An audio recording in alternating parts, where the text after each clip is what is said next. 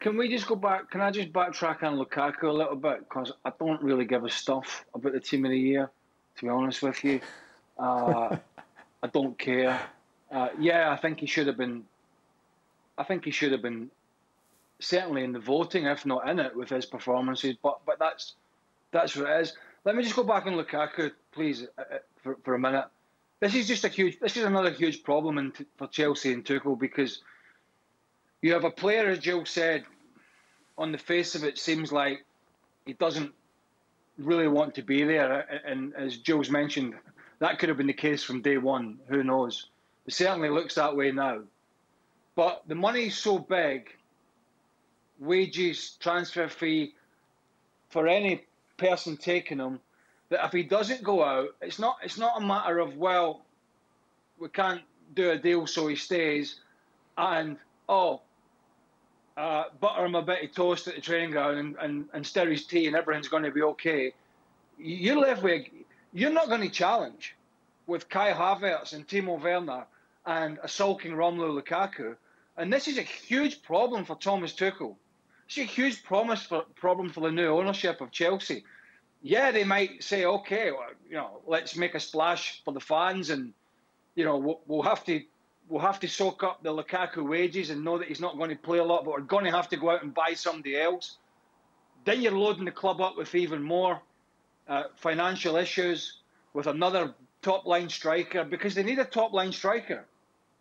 Trust me, they're not going to go a full season against the teams that we mentioned in England with the guys that are at that club.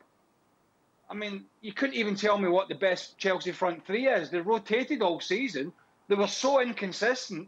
Ziyech with injuries, and Havertz and Lukaku and Werner. And I've heard Petr Cech and all the nonsense about COVID and all the that's spare me. He's been in the dressing room. He knows that's all guff, right? The bottom line is here, there's not enough consistent performers. You look at Liverpool, you look at City. Consistent performers in the front line. And when they're not performing, somebody else comes in and has consistency. Like Jota, like Diaz. Firmino's struggling, out he comes, somebody else comes in. All Chelsea had all year, the most consistent player was probably Mason Mount. And he's not a striker, he's an in-between. He's a wide, he's in behind the striker, he's in midfield. So this Lukaku thing is more than just, how do we get rid of Romelu Lukaku? And what if we can't get rid of him and he stays? What if you can't get rid of him and he stays? What are you going to do about it? As a team, as a club?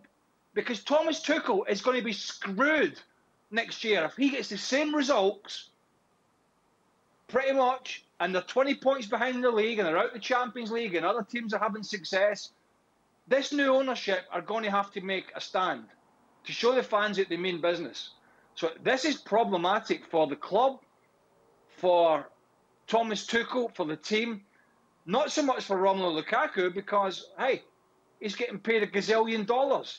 And I'm sure he'll find his way. But trust me, for Thomas Tuchel and Chelsea Football Club, bearing in mind what Liverpool are doing in the market, what Man City have done in the market already, and already with their squads, they are going to have to get their finger out big time and figure this one out. Otherwise, they're going to be also rans again next year. Well, thank you very much for watching ESPN on YouTube. For more sports highlights and analysis, be sure to download the ESPN app. And for live streaming, premium content, and let's not forget as well, ESPN FC 7 days a week. Subscribe to ESPN+.